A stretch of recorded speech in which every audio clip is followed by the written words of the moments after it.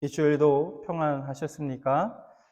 자, 오늘 본문 말씀은 여러분들이 아주 잘 알고 있는 말씀입니다. 예수님이 나사로를 살리시는 사건입니다. 예수님께서 죽은 나사로를 찾아오셨습니다. 찾아오신 예수님을 나사로의 그 두 누이가 이제 만나게 됩니다. 마리아가 예수님이 저기 오신다는 말을 듣고 나가서 예수님을 만나게 되죠. 만난 다음에 원망하듯 그 예수님께 이렇게 이야기합니다. 요한복음 11장 32절. 마리아가 예수 계신 곳에 가서 배웁고 그 발 앞에 엎드려 이르되 주께서 여기 계셨더라면 내 오라버니가 죽지 아니하였겠나이다 하더라. 마리아는 예수님이 여기 계셨더라면, 진작에 죽기 전에 오셨더라면 내 오라버니가 죽지 않았을 텐데 왜 이제 오셨습니까? 하면서 원망 섞인 이야기를 예수님께 쏟아 놓습니다. 마리아는 예수님이 그곳에 오시기까지 자신에게 닥친 이 슬픔, 이 고통에 대해서 어떤 생각을 했을까요? 한번 생각해 보시기 바랍니다. 저도 한번 생각해 봤습니다. 마리아는 어떤 생각이 들었을까? 자신의 사랑하는 오라비를 그 잃은 슬픔과 고통 속에서 어떤 생각을 했을까? 예수님은 다른 사람들은 그렇게 잘 고쳐주시고 뭐 그러더니 왜 자신의 그 오라비의 병은 고쳐주시지 않는 거지? 왜 이렇게 죽도록 그냥 놔두셨을까? 우리를 사랑하신다면서 그 사랑하신다는 그 말이 다 거짓이란 말인가? 우리만의 착각이었나? 도대체 내 오라비가 죽은 것이 무슨 의미가 있다는 말인가? 뭐 이런저런 생각을 하지 않았을까? 생각해 봅니다. 그런데 아무리 생각해 봐도 해답이 없습니다. 해답을 찾을 수가 없어요. 그러다가 아마도 그녀는 지쳤을 겁니다. 그때 예수님이 찾아오셨습니다. 그래서 예수님 앞에 마리아는 그 예수님이 있는 곳으로 뛰어가서 원망 섞인 말 한마디를 한 거죠. 주께서 여기 계셨더라면 내 오라버니가 죽지 아니하였겠나이다. 그리고 이 말을 하고 나서 더 이상 아무 말을 하지 못합니다. 그리고는 그냥 예수님 앞에 울기만 합니다. 그러자 함께 온 그 유대인들이 마리아와 함께 울었습니다. 33절. 예수께서 그가 우는 것과 또 함께 온 유대인들이 우는 것을 보시고 심령에 피통이 여기시고 불쌍히 여기사 그 모습을 본 예수님도 함께 우셨습니다. 35절. 예수께서 눈물을 흘리시더라. 여러분, 예수님이 왜 우셨을까요? 왜 우셨다고 생각하십니까? 제가 왜 이런 질문을 드리냐면 뭐 슬프니까 우셨겠죠. 근데 제가 이런 질문을 드리는 이유가 있습니다. 왜냐하면 그곳에 있던 사람들이야 나사로가 이제 죽었으니까 얼마나 불쌍합니까? 남겨진 가족들도 다 불쌍하죠. 슬픔 속에 잠겨있는 그들을 볼 때 그래서 너무 안타깝고 가엾고 안타까우니까 그들이 우는 것을 보고 함께 울었던 것입니다. 그러나 여러분, 예수님은 달랐습니다. 왜냐하면 처음부터 나사로가 부활할 것을, 다시 살아날 것을 알고 계셨기 때문이죠. 그것을 예수님은 계획하고 계셨기 때문입니다. 11장 4절 볼까요? 예수께서 들으시고 이르시되 이 병은 죽을 병이 아니라 하나님의 영광을 위함이요 하나님의 아들이 이로 말미암아 영광을 받게 하려 함이라 하시더라. 나사로가 죽을 병에 걸렸다. 병에 걸렸다는 소식을 듣고 예수님이 하신 말씀이에요. 이 병은 죽을 병이 아니라 하나님의 영광을 위함이다. 예수님께서는 잠시 후에 그 나사로를 부활시킬 작정이셨습니다. 자신에게 그런 능력이 있음도 알고 계셨어요. 근데 왜 우셨냐는 말이에요. 조금 후면 나사로가 다시 살아날 것을 알고 계시는데 말입니다. 그러니까 슬퍼하는 이들에게 울지 마라. 괜찮아. 좋은 일이 있을 거야. 이렇게 등을 두드리며 위로해 주셔야 하는 것이 아닙니까? 그런데 예수님이 우셨답니다. 때문에 우리가 여기서 하나 알 수 있는 것은, 분명한 것은, 적어도 예수님의 눈물은 어떤 계산에서 나온 것이 아니었다는 거예요. 예수님이 사랑하시는 그 마리아가 우니까 자동적으로 흘리신 그런 눈물이었다는 겁니다. 그러니까 아무리 모든 것을 다 알고 계셔도 사랑하는 자의 눈물을 보시자 눈물을 주체하실 수가 없으셨던 것입니다. 히브리서 4장 15절을 보면 이런 예수님에 대해서 이렇게 말씀하고 있어요. 히브리서 4장 15절. 우리에게 있는 대제사장은 우리의 연약함을 동정하지 못하실 이가 아니요 모든 일에 우리와 똑같이 시험을 받으신 이로되 죄는 없으시니라. 여기서 동정하다는 말의 원문의 의미를 보면 슬픔과 기쁨을 같이 하다, 공감하다라는 의미입니다. 하나님은 우리의 모든 연약함을 공감하십니다. 공감이라는 것은 쉽게 말해서 우리의 감정이 그대로 예수님께로 전달되는 것을 말합니다. 여러분, 이 소리굽새라는 거 초등학교 때 저도 이게 좀 두드려 봤던 것 같은데, 이게 소리굽새라는 것이 있습니다. 이게 한쪽이 울리면, 한쪽을 이렇게 딱 때려서 울리면 다른 한쪽도 똑같은 그 음과 진동을 내는 기구가 바로 이 소리굽새입니다.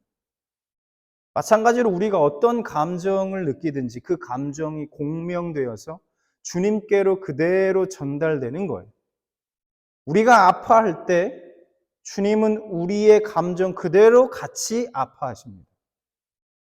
반대로 우리가 기쁠 때, 우리가 기뻐할 때 그 감정이, 그 기쁨의 감정이 예수님께로 그대로 전달되어 함께 기뻐하십니다. 그 공명과 같은 공감으로 인해 예수님께로 그들의 아픔이 전달되어서 그들과 함께 울어주셨던 것입니다.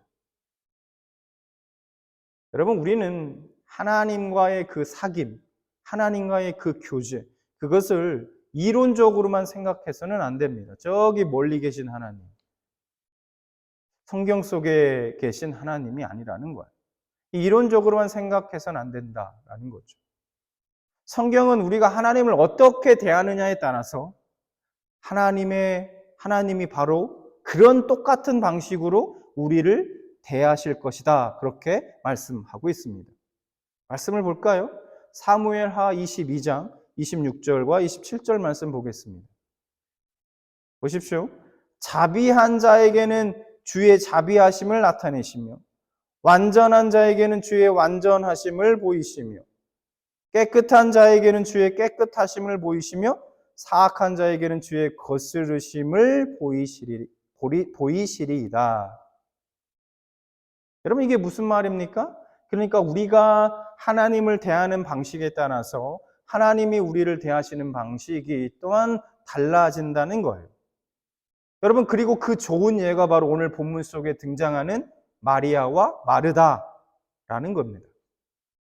여러분, 처음에 이 마르다와 마리아가 예수님을 만났을 때 둘 다 똑같은 말을 예수님께 합니다. 볼까요? 11장 21절. 마르다가 주께서 여기 계셨더라면 내 오라버니가 죽지 아니하였겠나이다 라고 말하죠. 32절에 보니까 마리아가 똑같은 얘기를 합니다. 앞서도 우리가 살펴봤지만 주께서 여기 계셨더라면 내 오라버니가 죽지 아니하였겠나이다 하더라. 그러나 그 다음에 그들이 예수님을 대하는 방식이 달랐습니다. 예수님을 대하는 방식이 달랐어요. 그리고 그들에 대한 예수님의 반응 또한 다르게 나타납니다. 자, 마르다는 이 말을 한 후에 22절에 아주 이론적인 이야기로 주제를 돌려요. 어떻게 이야기하냐? 22절. 그러나 나는 이제라도 주께서 무엇이든지 하나님께 구하시는 것을 하나님이 주실 줄을 아나이다. 이제라도 하나님이 주실 무엇이든지 구하시는 것을, 하나님께 구하시는 것을 하나님이 주실 줄을 아나이다. 굉장히 믿음 있는 고백이죠. 그런데 어쨌든 이 마르다의 말을 들은 후에 예수님은 마르다에게 부활에 관한 이론적인 설명을 해주십니다. 25절, 26절 볼까요? 예수께서 이르시되 나는 부활이요 생명이니 나를 믿는 자는 죽어도 살겠고 무릇 살아서 나를 믿는 자는 영원히 죽지 아니하리니 이것을 네가 믿느냐? 여러분, 이 말씀이 얼마나 위대한 말씀입니까? 우리에게는 굉장히 중요한 말씀이고 위대한 말씀이에요. 정말 중요한 말씀이에요. 그렇지만 이것으로 끝이었습니다. 그 외에 예수님의 다른 반응은 없으셨어요. 반면에 마리아는 한마디 그냥 한 후에 그냥 예수님 앞에 엎드린 채 그냥 울었습니다. 그 모습을 본 예수님의 반응은 어땠습니까? 이번에는 예수님도 함께 그 마리아와 함께 우셨습니다. 그래서 35절에 이렇게 말씀하죠. 예수님께서 눈물을 흘리시더라. 어떤 사람들은 예수님이 마르다보다 마리아를 더 사랑하셨기 때문에 마리아를 보고 나서 우셨다, 그렇게 말하기도 합니다. 그러나 그런 증거는 성경에 없다는 거예요.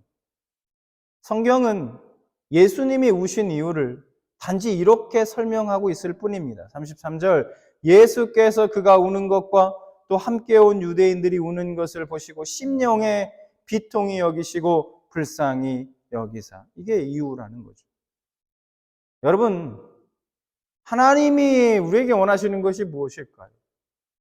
그것은 우리가 하나님의 사랑을 알고 오늘 본문 속 마리아처럼 그렇게 하나님을 친근히 여기며 사는 것입니다. 이것을 성경은 뭐라 표현하고 있느냐? 하나님과 화평을 누리는 것이라고 그렇게 표현하고 있습니다. 하나님과 화평을 누리는 것. 그래서 로마서 5장 1절에 이렇게 말씀합니다. 그러므로 우리가 믿음으로 의롭다 하심을 받았으니 우리 주 예수 그리스도로 말미암아 하나님과 화평을 누리자. 십자가가 없었다면, 그래서 하나님과 화평하게 되는 것이 없었다면 여러분, 우리가 하나님 앞에서 우는 것은 여러분 아무런 의미가 없었을 것입니다. 십자가가 없었다면 우리가 하나님 앞에 아무리 운들 그게 무슨 의미가 있겠습니까? 인간은 하나님을 온전히 사랑할 수 없습니다. 죄성을 가진 인간은 끊임없이 하나님을 배반해요. 배반할 수밖에 없습니다. 그래서 결국 하나님은 혼자 그냥 사랑하시기로 작정하셨습니다. 그래서 그 사랑이 무엇으로 나타났느냐? 무엇으로 나타났습니까? 바로 십자가입니다. 그런 십자가를 통한 하나님의 사랑이 여러분 변할까요? 절대로 변하지 않는다는 거죠. 그래서 로마서 8장 35절 또 39절을 보면 바울이 이렇게 고백합니다. 누가 우리를 그리스도 사랑에서 끊으리요? 39절, 우리를 우리 주 그리스도 예수 안에 있는 하나님의 사랑에서 끊을 수 없으리라. 그 어떤 것도 그 하나님의 사랑에서 우리를 끊을 수 없다라고 선언하고 있습니다. 변하지도 않을 뿐더러 그 어떤 것도 하나님의 사랑에서 끊을 수 없다고 선언하고 있죠. 이제는 내가 그 십자가의 은혜로 사랑받는 하나님의 자녀가 되었기 때문에 내 마음을 열고 언제든 하나님 앞으로 나아가 나의 마음을 있는 그대로 다 쏟아놓으며 그렇게 하나님 앞에 우는 것이, 우리의 눈물이 비로소 의미를 지니게 되었습니다. 아무 의미 없는 일이 아니라는 거예요. 오늘 본문 속 예수님이 우셨습니다. 그런데 이 예수님의 눈물은 그냥 힘없는 인간의 눈물과는 전혀 다릅니다. 어떻게 다를까요? 예수님의 눈물은 연민의 눈물인 동시에 또한 분노의 눈물이기도 했습니다. 다시 33절 말씀을 볼까요? 예수께서 우는 것과 함께 온 유대인들이 우는 것을 보시고 심령에 비통히 여기시고 불쌍히 여기사. 여러분, 예수님은 단순히 고통을 공감하시는 것으로 그치시는 분이 아닙니다.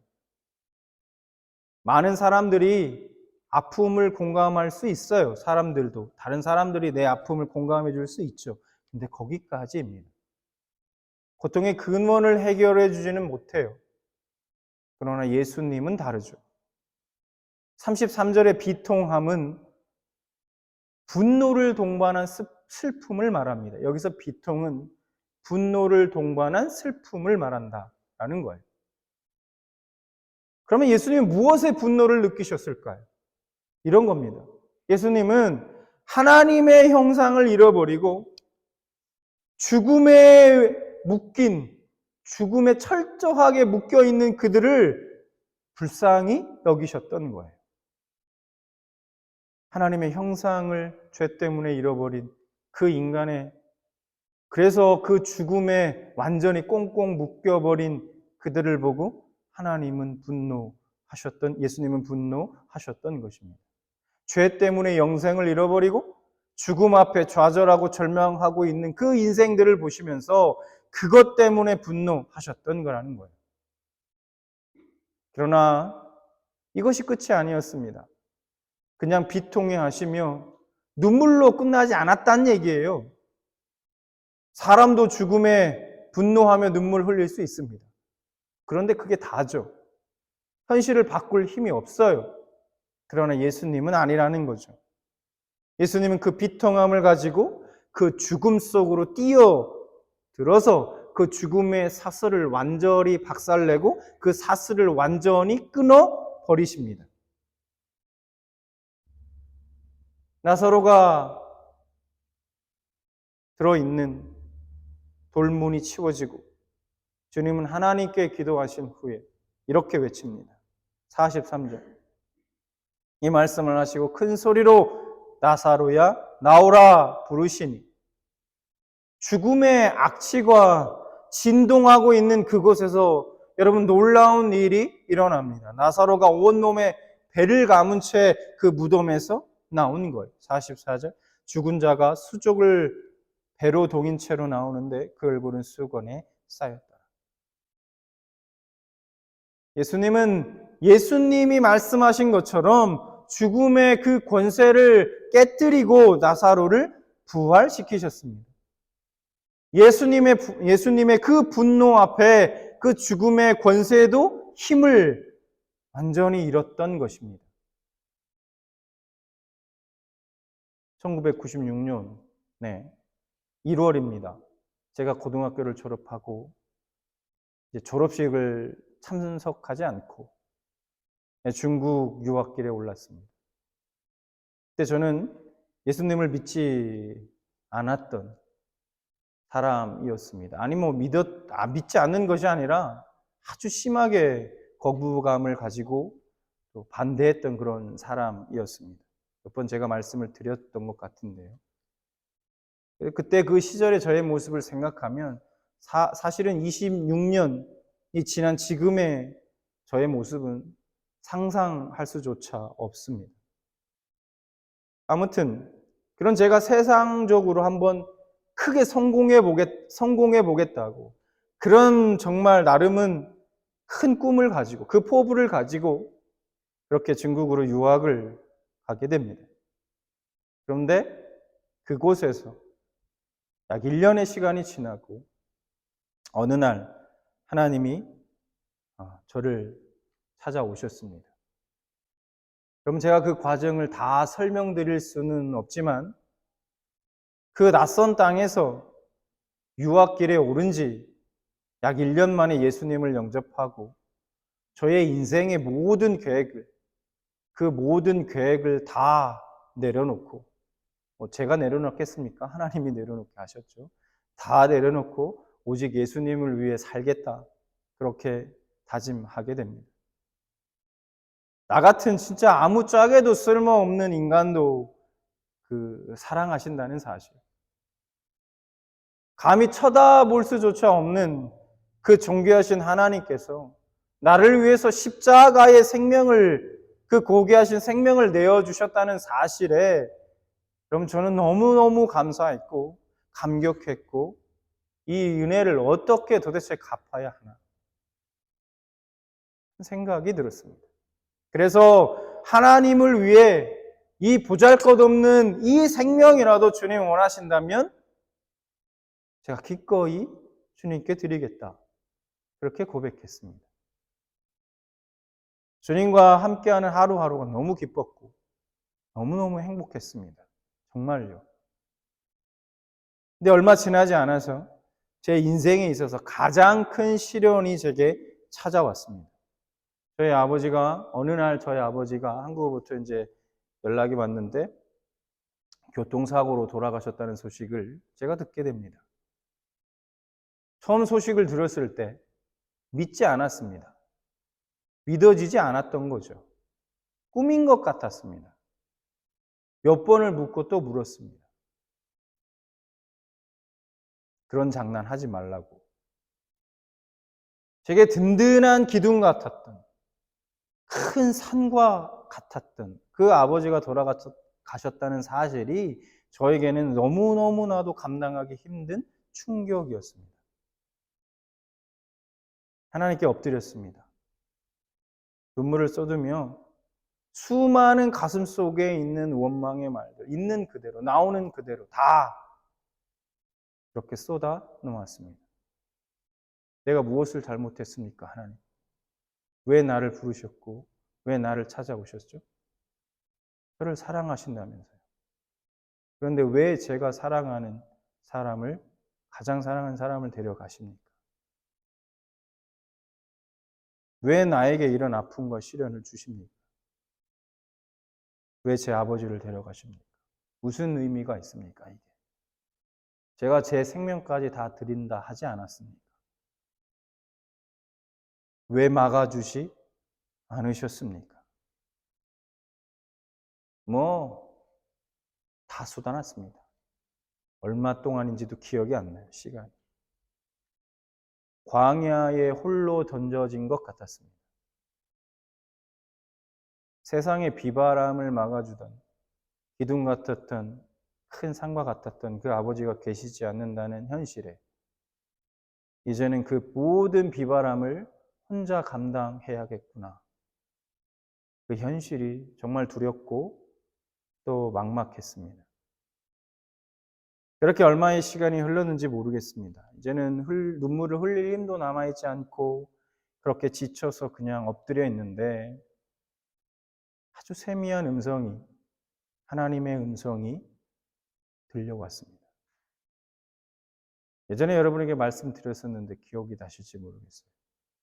하나님의 음성은 이것이었습니다.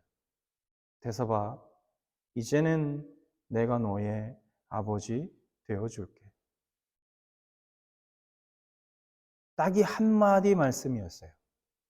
더 다른 말씀이 없으셨습니다. 그 한마디에 정말 눈물이 비같이 흘러내렸습니다. 평생토록, 아니요 죽을 때까지 그때 그 하나님의 음성을 저는 잊지 못합니다. 지금도 선해요. 생생합니다. 여러분, 그 하나님이요, 그때 말씀하신 것처럼 지금까지 저의 아버지가 되어 주셨습니다. 아버지의 역할을 지금까지 저의 삶에서 너무너무나 충실하게 해 주셨어요. 육신의 아버지의 역할을 말입니다. 제 말은. 저 멀리 있는 보좌에 앉아 계신, 하늘나라에 앉아 계신 하나님이 아니라 내 옆에 살아계신 아버지여서 그 육신의 아버지의 역할을 해주셨단 말입니다. 지나온 저의 삶의 곳곳에 그 흔적이 다 묻어 있습니다. 그리고 지금도 그 하나님이 저의 아버지 되시고요, 영원히 저의 아버지 되어 주심을 저는 믿습니다. 그리고 그 아버지는 여러분의 아버지 되시기도 합니다.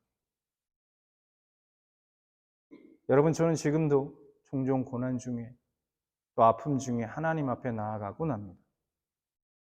때로는 눈물을 흘리며 하나님께 저희 아픔과 고통을 있는 그대로 쏟아놓곤 합니다. 솔직히 당장 그런다고 해서 현실에 아무 일도 일어나지 않아요. 달라지는 것이 별로 없어요.